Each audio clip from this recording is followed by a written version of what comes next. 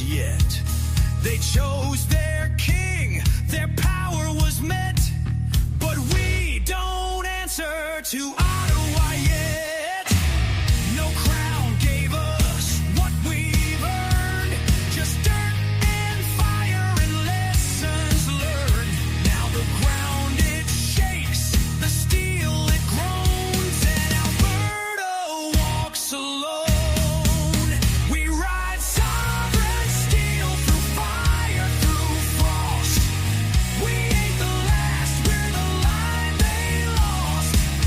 Alberta stands, never on its knees. A nation born in the forge of the free.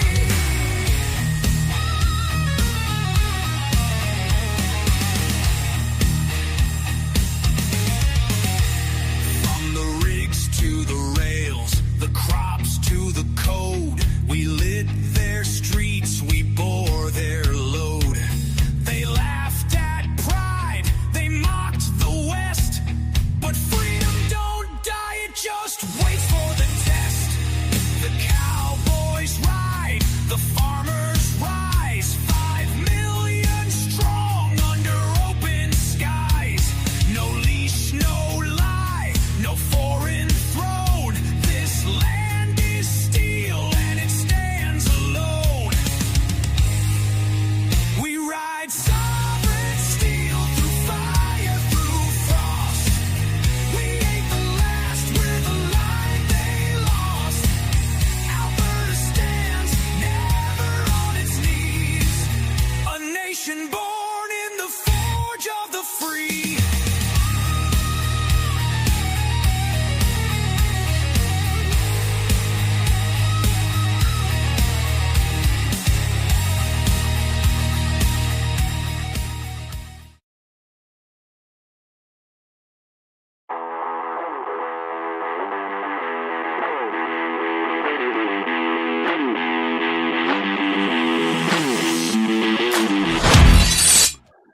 Welcome. It's 7-Eleven and it's Bruce Show. Welcome. I'm so excited to be here. What an extraordinary time that we are living through. And I'm glad that you're here with me. If you are watching, make sure to share this out. Get some more eyeballs on the information we have got to wake Canadians up. We've got them all, wake them all up, whether they're in Canada, whether they're in the United States, wherever you happen to be watching. Make sure to share this out. We have got to continue to wake the zombies from their sleep. So again, thanks for being here. I'm excited because it is just an extraordinary time to be alive. I have a great new guest. I have seen him on one of my favorite podcasters' podcast recently and seen some of his conversations.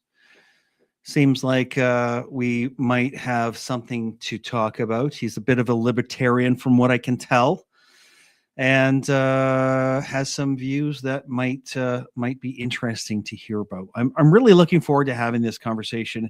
It's Peyman Askari, and I've seen him on a good friend of mine, Jason James, who's an amazing writer.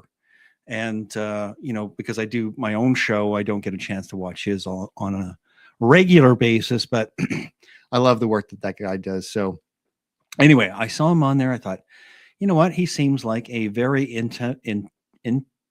intellectual, intelligent, computational neuroscientist that I want to find out more about. So I've asked him to come and join me, and he is gracious enough to have moved his schedule for my flub up as far as the schedule yesterday is concerned, and he's sitting there waiting patiently for me to have him join in. Anyway, so we're going to get into it. We're going to have a great conversation. Obviously, we can talk about a little bit of everything. Politics, maybe. He was a candidate in the goodness gracious, what was the area that he was in?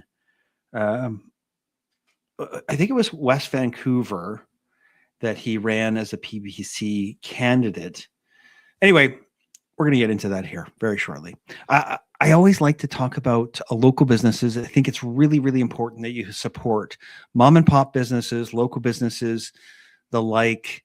We have got to, continue to work on our I guess our systems that are outside of the large cash, the large. We've got to get out of these massive one world systems. So make sure to support local businesses, as I always talk to you about. One of them that has been with me from the beginning is nuggetstacker.com. I do suggest getting gold and silver for your family's wealth protection. I am not your investment advisor, but I do suggest getting some. Up in the top left-hand corner, use that QR code to get you a bit of a discount, nuggetstacker.com. You can find it right through my website, unscrewthenews.com. I love any support that you can throw my way. But Nugget Stacker, if you have any questions, 1-866-644-2121. Anything over $600 was delivered free of charge anywhere in Canada. And they are great to deal with. One of the other things that I have to talk to you about, I'm going to bring this up here shortly because capitalism and morality, we're having an event right here in Calgary. It'll be September 11th and 12th. The VIP dinner will be on the 11th. And then the main event will be all day on the Saturday. That's September 12th. Buy your tickets right here. Great venue. It's going to be a great event. Excellent food. Well worth the price. The VIP tickets are going to be $500, and I've got a code UTN10 that will give you 10% off. If you get the VIP ticket, which is $500, that will get you special seating. It'll get you the dinner on the Friday night where we have special guests, one of them being Tamara Leach. And we've got a screening of Helen Gross film on the Saturday evening as well. Lots and lots of great. You know what? I'm going to just roll through the speakers. We've got Francis Widdowson, Bruce Party, Amy Eileen Ham, Michael Wagner, Tamara Leach, Nadine Wellwood, Jason Levine, Corey Morgan's going to be there. Some fantastic. Helen Gross is going to be there. Anyway, great event. September 11th and 12th. Get the tickets. I've got the link in all of my show notes so you can find it. And we're going to get into this here right away. And Peyman is going to be joining us here. Anyway, I am the unapologetic Albertan. I'm searching for the truth, and I'm ready to defend our way of life. This is August 16, 2026. This is episode number 305. I've got Peyman Askari joining me, and I just called this Western World. I got to find a better title. I know. I totally get it. Anyway, I want to welcome him to the States. Thank you so much for joining me, sir. It is a pleasure to have you. And I know you're coming to us from the glorious state of Florida. And, thanks for gracing us with your presence. No, I thank you for having me on. I basically have done nothing all weekend long. I was excited that we were going to do it last night, and then that ruined my Saturday. But thankfully, I was just as bored all day today. Just as bored. Yeah. Sorry about that. I totally messed up. I got this.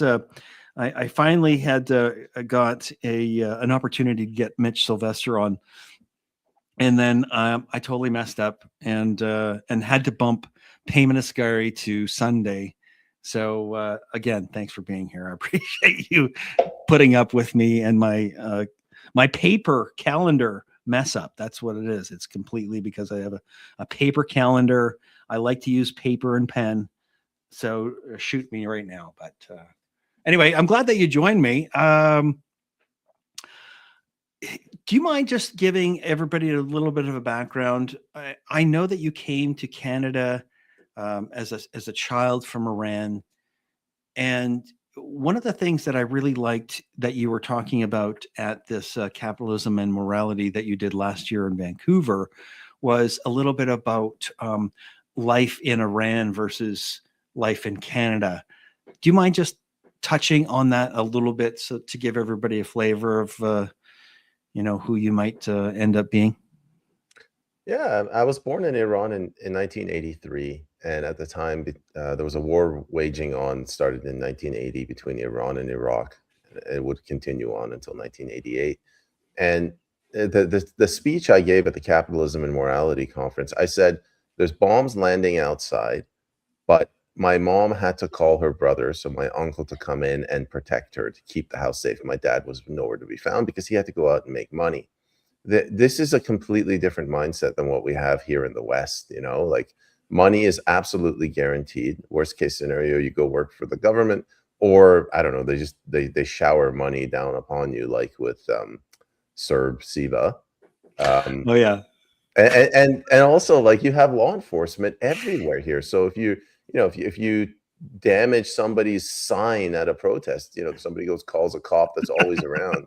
Whereas in the Middle East, it was kind of like, bro, you're on your own, man. Like, grab a gun and pass the ammunition.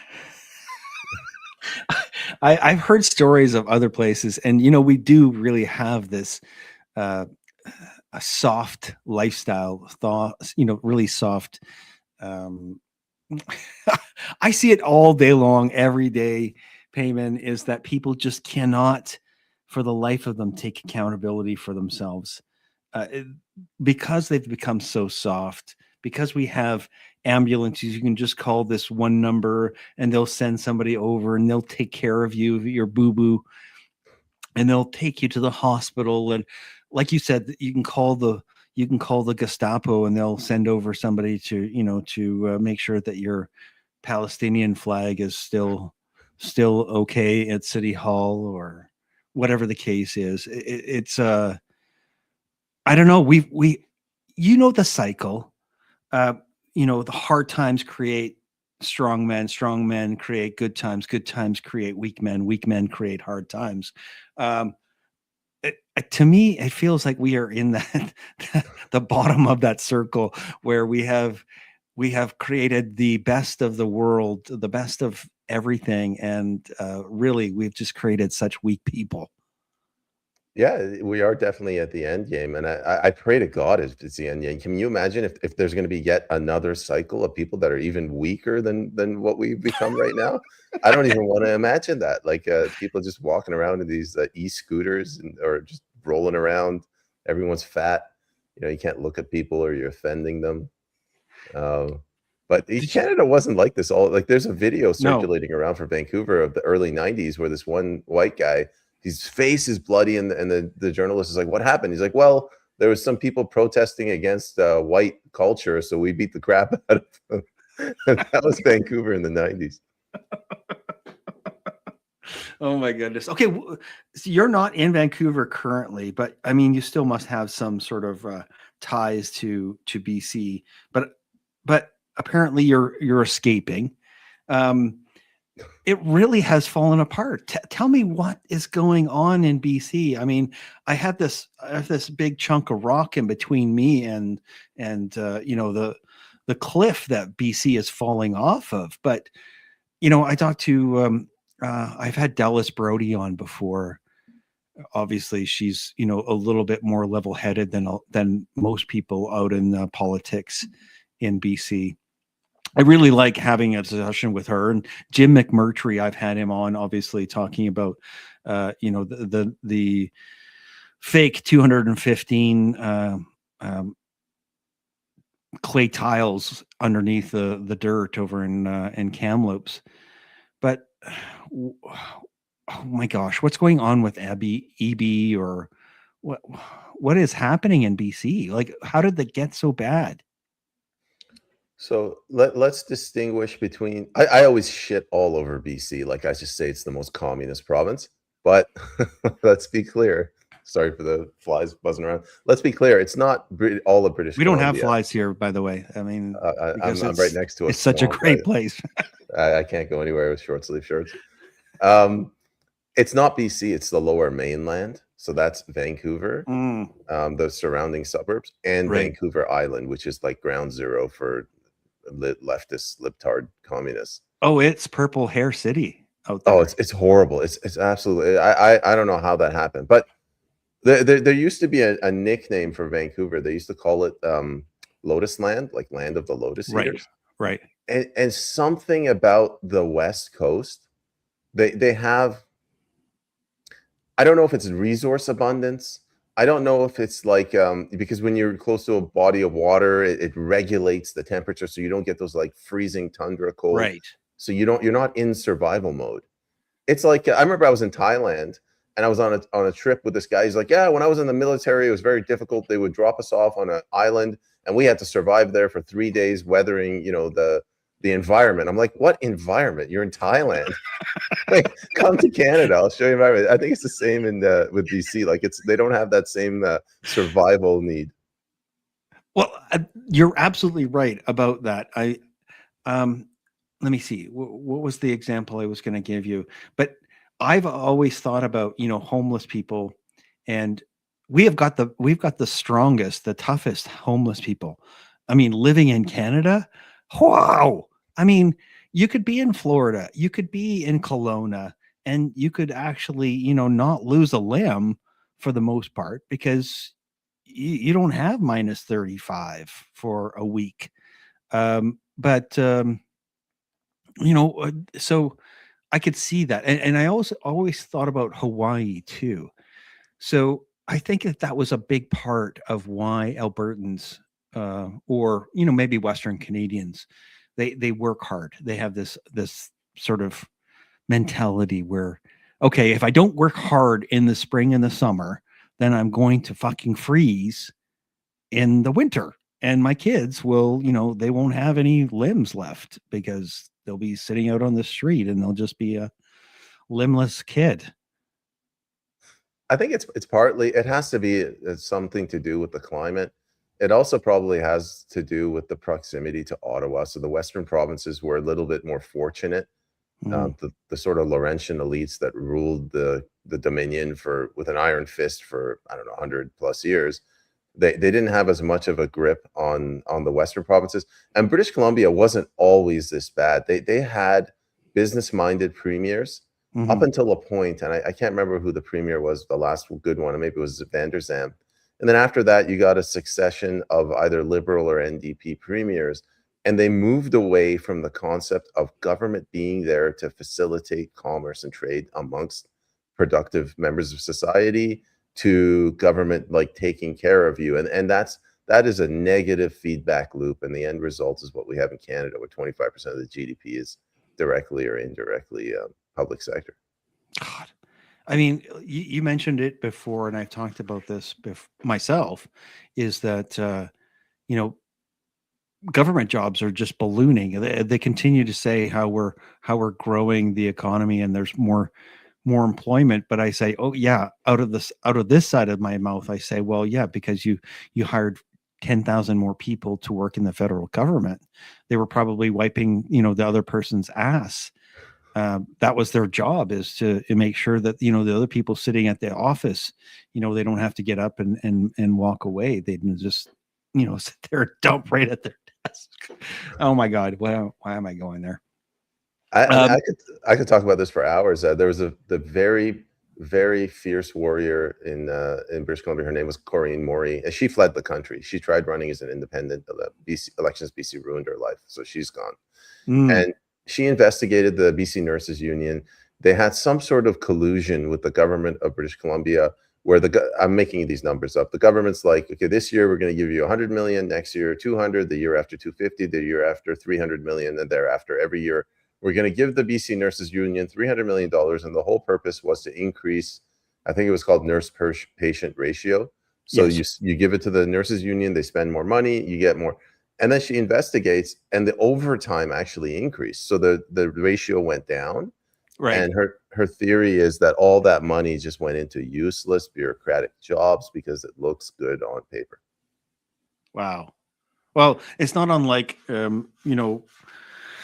there's a group, I guess. I'm not necessarily so involved, but, municipally here in Calgary, it just seems like wherever you're at, but I mean, if you were in Vancouver, you probably saw the same thing. It just seems like more and more the politicians completely feel like they have no accountability whatsoever to the people. Is that not the theme through all politics today. It just seems like there is no accountability. They don't get into office because they're representing people. They're there to represent themselves. It always seems like. It depends how you look at it. First, you're right, and I agree with you, but it's a matter of how I agree with you. Yeah. So, on the one hand, you could have outright criminality. So you guys have a city called Chestermere, and there was a mayor, Jeff Calvin, and he uncovered fraud, and law enforcement and the provincial government basically they cooed him out of office. So that's like full on criminal. Yes. But like on the other side, I always, after having run in the elections in 2025, I try to see like how can we hold ourselves accountable rather than blaming the politicians. People, their level of patriotism is essentially 1 week's worth, and then they go cast their vote for an hour, half an hour, Right. and they just say, "All right, you deal with this. I'm gonna go watch porn or Netflix or get drunk." And then the politicians, they turn around, they're like, "Well, what difference does it make if I do a good job or bad job? They're not paying attention." And the guy that did a bad job, CBC is reporting on them favorably. Well, you're absolutely right. I mean, it's completely our fault.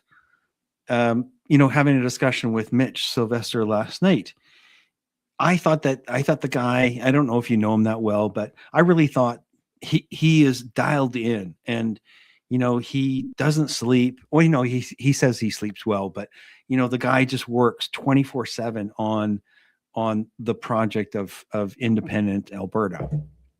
And I think, man, he must be dialed in. He's been doing this for 20 years. He's been obviously off the couch and really, really paying attention. And then he tells me, no, he just realized that he was so fucking tired of his government fucking him over after 2020 that he got up and he realized that he had to do something about it. I was like, wow, okay, I guess I'm not the only person that realized that we have to wake up ourselves and participate. And that really, I don't know if you know him, but David Parker continues to say this on a regular basis. He says that it's all our fault that we got to this stage, because we just allowed the cancer to continue to fester, and we wanted to live an easy life. I mean, we wanted that super easy life where things were good and we didn't have to lift a finger, and somebody else was taking care of our kids in school and being on committees. And this is what we got, right? Yeah, like David Parker, there's that famous example where he asks if people are worried about what's in their kids' library, and everyone puts their hands up. And he's like, "All right, who ran for school board trustee?" And like no one puts their hand up. And everybody got the message, you can't complain if you're not stepping up to the plate, kind of thing. Mm-hmm. We're in a bit of a problem where you could call it a pickle.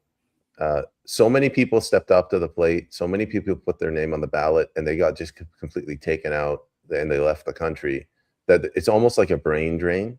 Mm-hmm. We weren't organized. People weren't able to help. In some cases, people were they were crucified. So Tamara Leach, Chris Barber, the Coots Four, Helen Gruce. And it's not that we didn't want to help them. We weren't organized. We don't have the money that they have on the left. We don't have the NGO access. So we weren't able to help them. Those people, they've essentially been sacrificed. Yeah. And now we have to form a new generation of, I don't know, candidates and leaders to fill in. Well, we were coming from behind, right? Because we just thought that everybody in Canada wanted the same thing. We wanted a good life, not to have to worry about doing anything. We didn't have to worry about doing politics. And we just wanted to raise our family, have a house, have some sort of a business, or whatever the case is. We thought everybody was in that same frame of mind. And apparently I think we got sideswiped because we didn't realize how bad it actually was, obviously, until Justin Trudeau decided that, in 2020, we should shut down all of our mom and pop businesses and keep the liquor stores and the weed stores open so that we can continue to degrade and, hit the ditch as far as our civilization is concerned. You know, I thought like that during COVID, and now the last few weeks, months, I'm wondering if this is like a cancer that's been growing slowly since the 60s and we didn't really Hmm. pay attention. Hmm. I'm very focused with the judiciary. You mentioned Helen Groos earlier. Um, like you have judges that she's just thrown through the tribunals, but you have judges that have been completely compromised.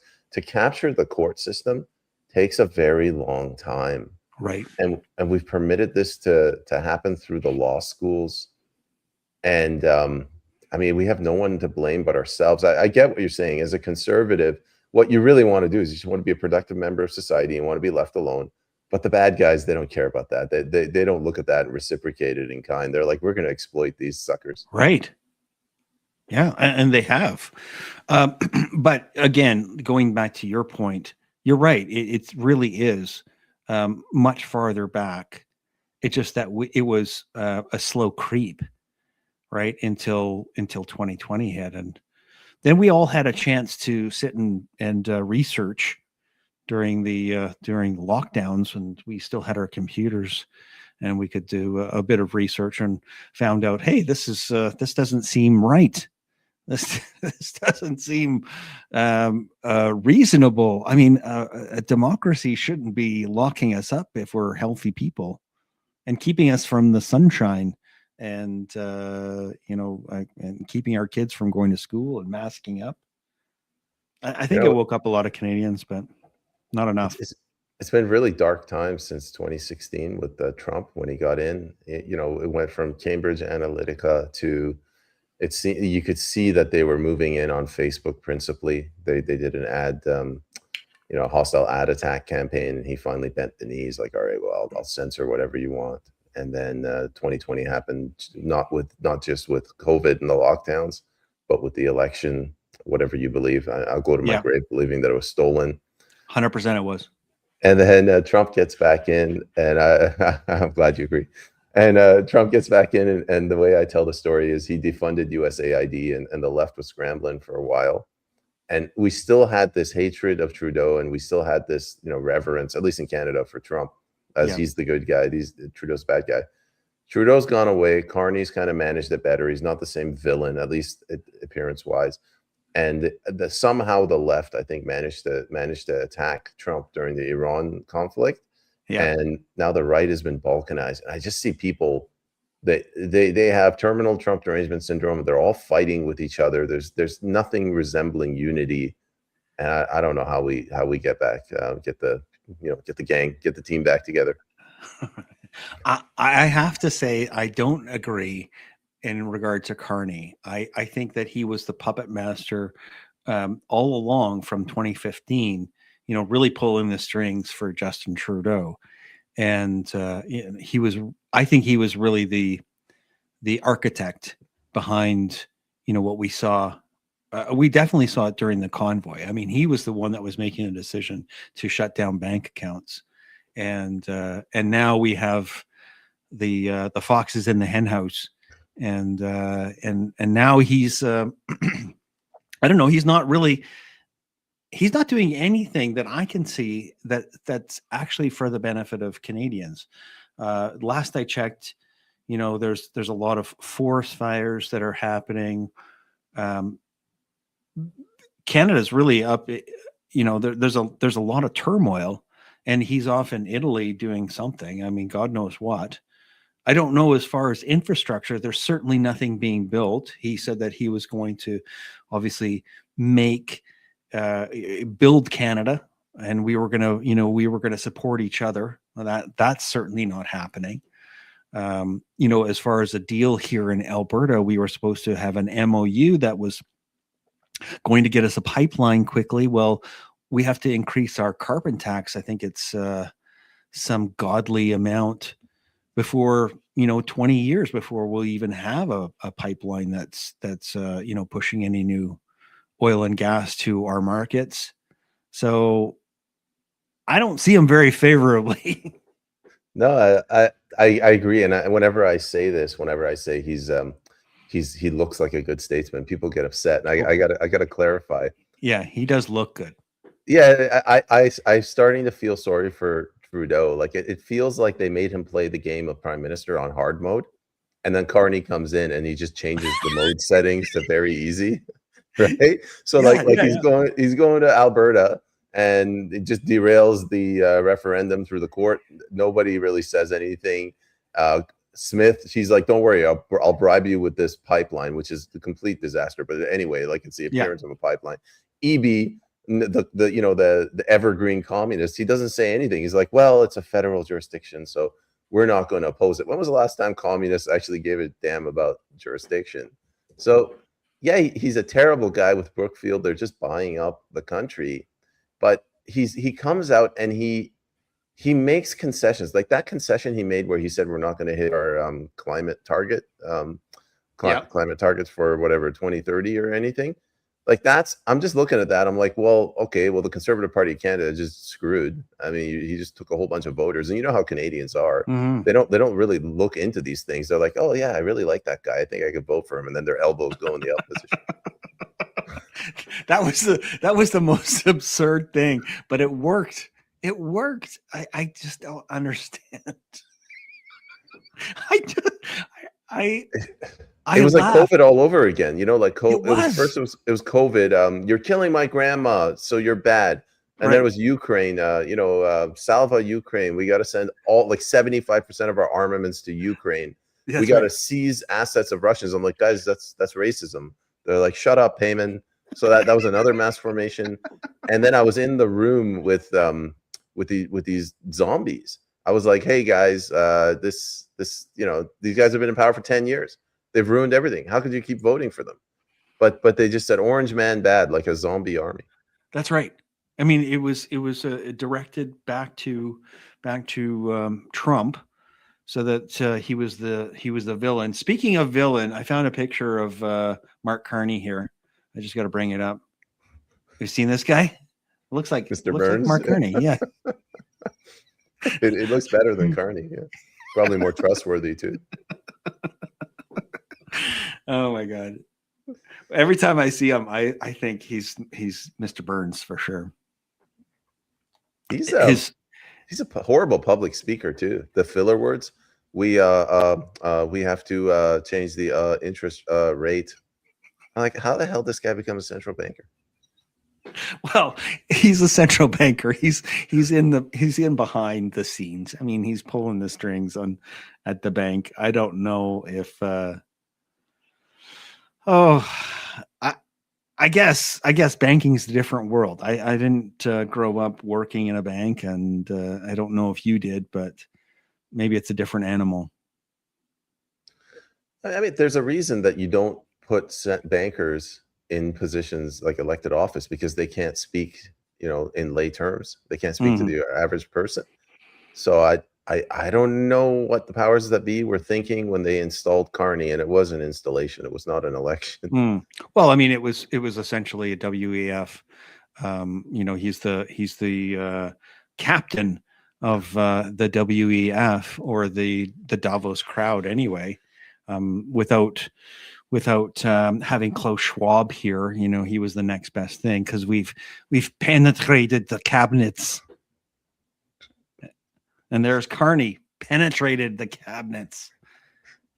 What about his wife? Oh my goodness, that was quite the show when they were dancing with their elbows up. Did you remember that scene? Yeah, I don't know what's more horrific, that scene of her with her elbows up, or Justin Trudeau doing that bunny dance in the music video with Katy Perry.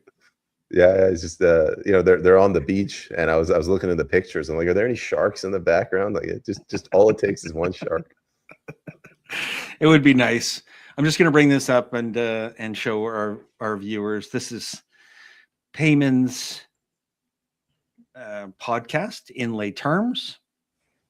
And I know you said that you were doing it 3 times a day, but is certainly not doing that now, is what I got a sense of. Is it regular, or are you whenever you feel the need for speed? Whenever I find some spare time, I try to bang out a solo live stream. I love going over judicial cases. Or on Thursday, Luke Savarin dropped a massive indictment of the parliament and their failure to support whistleblowers. So I just went over that. Oh, okay. Okay. Well, that would be good. I think that's. And so, do you do a separate show with? I don't remember his name. Berg. Yeah, so JP and I, we do a Monday JP. morning. Hmm. Yeah, we do a Monday morning politics show. We talk half an hour about what's going on in Canada.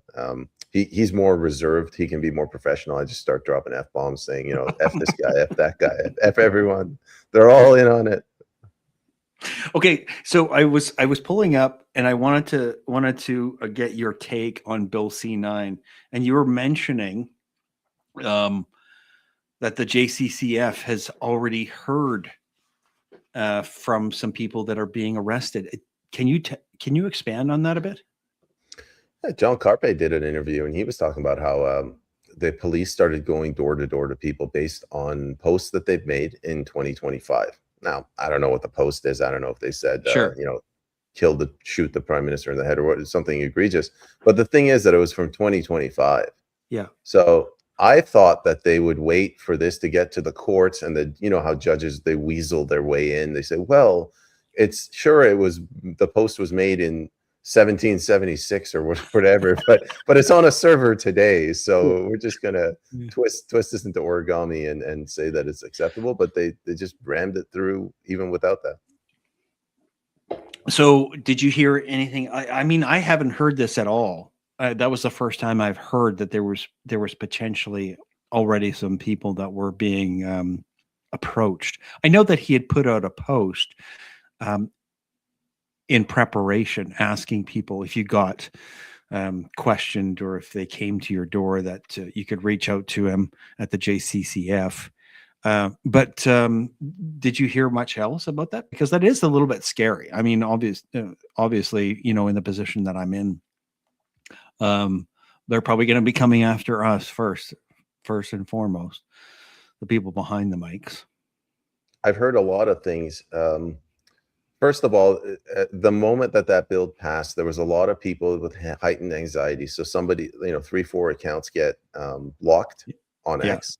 Yeah. And everybody starts wondering if it's Bill C9.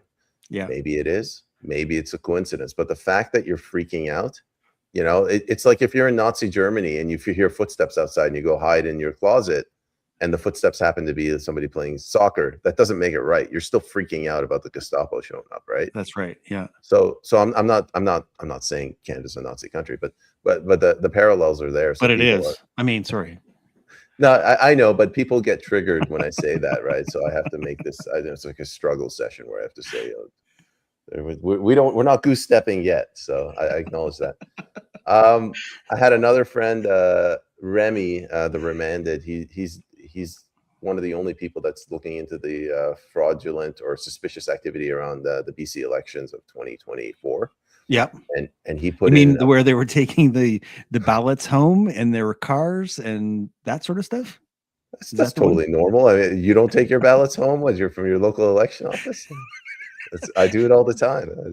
I just put it on the back of my Skidoo and I take it back to my igloo. You can make little hockey goals, and you can play hockey. You use those as posts. It's great. It's multi-purpose. So he put in a FOIA request, and the Elections BC, I don't know the details exactly, but they denied his request, saying that he made some sort of like disparaging, or because of the comments that he made on social media. Jeez. And he got scared. He was worried that they were going to come back and sue him for like defamation. So he locked his account. There's a lot of people locking their accounts, and I can't blame him. No, I can't either. Speaking of Elections BC, have you been paying attention what's happening with Elections Alberta in regard to the petition that happened? No. Oh, okay. So, through the winter, we were gathering signatures to get a petition for the citizen-led petition to, I guess, push our premier to have a referendum, right? And then when it came time to turn them in, all of a sudden, Elections Alberta, there was a judge that stepped in the way and said, that we haven't. Oh, I think it was because the natives had said that they needed to be consulted.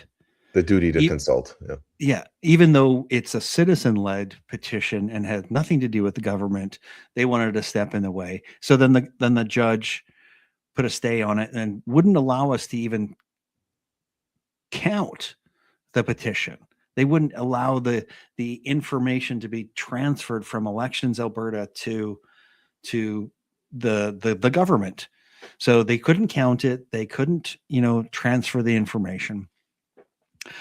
And then here's another thing that's happened is that the party or the group that calls themselves Forever Canadians, led by Thomas Lukaszuk. Have you seen that gentleman? Okay, well, they don't have any rules to follow. They don't have to follow any of the third-party advertiser rules that all of the other side, let's say the Conservatives, have to follow, because they're not really a campaign, apparently. So they could be funded by Russia or Ukraine or NIID, USAID, or whatever funding that they wanted. And nobody's looking at their books to find out if, money's coming from outside of the province, or, who's funding them at all, because they have special treatment, apparently. It's absolutely absurd. I would say it's beyond absurd. It's retarded. What you're describing is it's the Clarity Act. So when Quebec wanted to leave, the issue went to the Supreme Court, and the Supreme Court made a ruling, and it got kicked down to the federal parliament. The parliament's like, you know what? Why don't we just create a law that states when and how provinces can leave? That's not how constitutions work. Like, your federal government can't just pass a law to amend the Constitution, but that's what they did. And then in there, this whole concept of duty to consult, it's kind of referenced in there. They say, listen, if you leave, you have to also consider these few things. And one of them is like business interests. One of them is like military federal bases. And one of them is First Nations, right? But that wasn't, if you read it, it's very clear. It doesn't mean you have to consult with them first and say, hey, is it okay if we do a referendum? No. It's just, as you're leaving on the way out, you got to say, hey, chief, is that all right? See you later. It's nice to know you. It's crazy what's going on, but we expected all of this to happen. Do you have any thoughts on this? Do you feel either way, as far as are you a forever slave, or are you a forever independence kind of guy? That's a totally not a loaded question. It's not a loaded question at all. No, I mean, I'm 100% on board with independence. After the April election, giving the Liberals a fourth term, there's sort of a nail in the coffin for Canada. And I was like, attention, people they're going to lose hope in the federal Conservatives. They're going to shift their support to the Alberta independence movement. And I think they did for a while, but it's just so tragic how surgically they attacked that movement. So not only did they do it through the courts to give the appearance of legitimacy, that judge should be in jail or at least removed for what they did. Yeah. But now that referendum, if now you have a question on a question, and if that question passes, I don't think you can have another referendum for another year. And they knew that, because you can't have a referendum between 6 months plus or minus an election, I believe, and you have one next year. Right. And so then it pushes it back, is what you're saying. Which is, I'm sure they intended to do this. They're trying to tire you guys out. And cooler jets, right? Of course. They're trying to have us lose steam. And it's funny because they're peeling back. And I know the movement doesn't really want to have a target, a leader, so that there wasn't, somebody that they could really attack. But it seems like, if I look back and I look big picture, is that they've attacked each of the, the frontline person that's shown up, the Jeff Raths, the David Parkers, the Mitch Sylvester. I'm sure that he's continually being attacked, and they'll continue to attack that person, whatever they show up like. And I don't know. But I believe it's our only hope as far as Western Canada is concerned, because a lot of people are leaving Canada, like yourself. Mhm. I Yeah, mean, it's the last hope. I really reached out to. I'm not leaving, but I did reach out to a friend that's in Florida, or no, not in Florida, in Thailand, and I said, "So, what's it like there? Is it good? Is it a good spot? Because maybe I just want to go there. I don't know." You know, I help a lot of people that they want to get out of Canada. I put them in touch with lawyers and I explain the process. And it's not just Wall Street bankers, or I guess Bay Street bankers, or restaurant owners, doctors, lawyers, law enforcement officers. I've helped an RCMP guy, Hmm. border security, military, like people that should be patriotic, that should have faith in the country and stay. Like these aren't just jaded conservatives who had to get the vaccine and they didn't like the vax pass. Right. So you're saying even the ones that are on the government dole, the ones that are fully entrenched in that, I guess, government sort of trough, you're saying even they are needing to leave or wanting to leave. And Yeah, they're losing faith in the Canadian project. I've heard of uh, Canadian Armed Forces veterans who say they have American flags. They're like, if America invades, we're putting this on our front porch. We're not fighting against them. We're fighting with them. And they're fed up. Like they view Ottawa as like a illegitimate government, like a criminal government. You're opening the borders. You're flooding the country with millions of people who have a different culture. I don't Yeah. care what their skin color is. They're a different culture.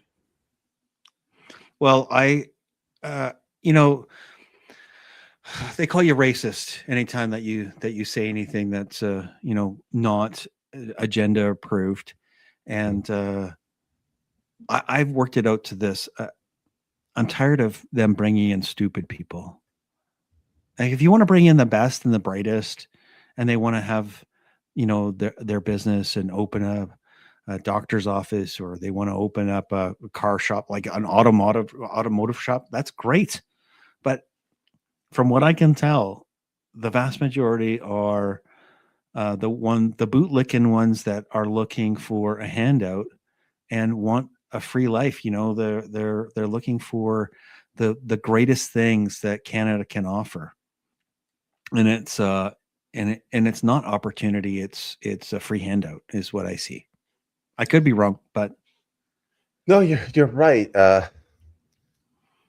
I don't have a perfect picture of what's going on, but I think the economy has gotten away from them. So what started out as a great idea under Pierre Elliott Trudeau, let's just pack everyone in the cities and let's blow up the real estate market.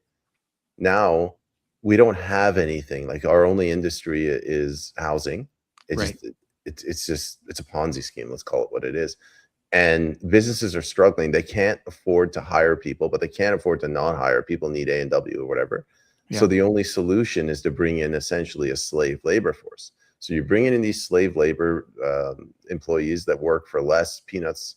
And now the local white populations, their kids can't find a job. So you got heightened race division, which the Mhm. government, through their incompetence, has fueled. And then on Mhm. the other hand, like they're prostituting the passport to bring in the wealthier people. So they go to the Middle East and in East India. They're like, oh, you have a home there? Why don't you sell your home? Come to Canada. It's beautiful here. We have trees and snow-capped mountains. And then they come here, and that money that they brought, it lasts them 5, maybe 10 years. And then, they get screwed over. And then you're right. You have the grifters, the ones that come here because of, what happened in Germany and France. Like you just have social services. So like, we don't get any of this in Iran, but over here, these idiots are giving us free food and healthcare. Yeah, and why not? I mean, so what was it? What was the program called where you could bring in all of your family now? I mean, what is that called? You probably know what it's called. I I don't. know it's I called don't have chain migration, but I can't chain remember what it. migration. That's Yeah. it. But you could bring in all of your friends and your family, and what? What do you mean? Now that you're here, that doesn't mean that you automatically bring in 10 other people The- into Canada I'm without reading this. without any vetting. I'm reading that book. It's just over there on the table. It's by a CIA guy, and he's there was a guy in Europe, this Afghani, and he brought over his something absurd, like his 29 children because he had 3 wives. Oh And my God. and he's like, I have back problems. I can't work, so you have to provide. And the state ended up having to give him like millions of dollars every year. Oh, what are we going to do? Well, I know what you're doing. You're leaving. So you're just leaving the rest of us to figure it out. Peyman, way to go. And then you'll be there. I think I know. I don't know. I want to do the same thing, but I feel like I have to fight.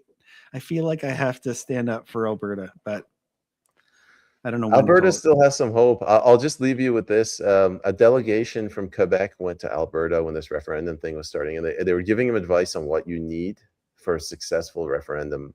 Mhm. One piece of advice was hopeful. They said you need to make alliances with other governments around the world Mhm. so that if it goes south, they'll recognize you.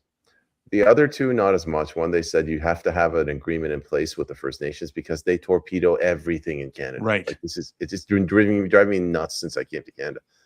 And the third thing is you need a premier that's on board. And there's whispers that she might actually be voted out in the next AGM, Which is in November, just after we hopefully get enough votes in October 19th, and then we meet in November for an AGM. I think it's going to be spicy. I said this before. I think that AGM is going to get really spicy. The last one was pretty spicy, so when is it? Do you know the exact date? I don't remember. You know what? I probably have it in my calendar. Let me look at my paper calendar here. It's probably after the US midterms. November. Oh, you know what? I might not have it written in here. Nope. I might. Here, hang on 1 second. We got time. UCPAGM. Let's see if I have it here.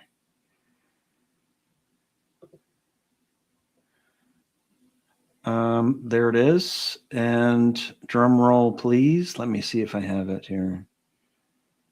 Oh no, this is past. Where's this one? There it is. November 6th. There it is. So 2 days afterwards. Well, you mean after the US midterms? Yeah. Mm. I'm guessing it wouldn't have that much of an impact unless, like, I don't know, Mitch Sylvester can go down to Mar-a-Lago and do a photo op. Well, it's going to be interesting times, and I say it on a regular basis. We really are living in interesting times. It's certainly not boring. Let's put it that way. Right? Yeah, every day is seemingly it's another coup or another assassination or a presidential kidnapping. Wow, you said it. I didn't say that. Holy mac. I gotta admit, it was pretty badass. Like Trump, he went all in, and it worked out. Like how boss is that to kidnap somebody's president and just bring him home? Oh yeah, of course. The Venezuela deal, Maduro. Well, let's see something happening though. I want something happening in Venezuela. I mean, yeah, you did that. I mean, use the same formula here. Come on. You want Greenland, you want Canada, so just come and do the same thing here. Just take it over. I was talking to this guy in law enforcement, and we're saying we're trying to figure out, like, how would this play out if they put out a arrest warrant for Carney? Like, would you have to send in jets to take out our, like, surface to air missiles? Would you send in the Marines? And we just came to the conclusion, like, you wouldn't even announce it. You just put it on Interpol, and Carney would probably just surrender himself at the border. He's like, where is he going to go? Where can he go that special forces won't hunt him down?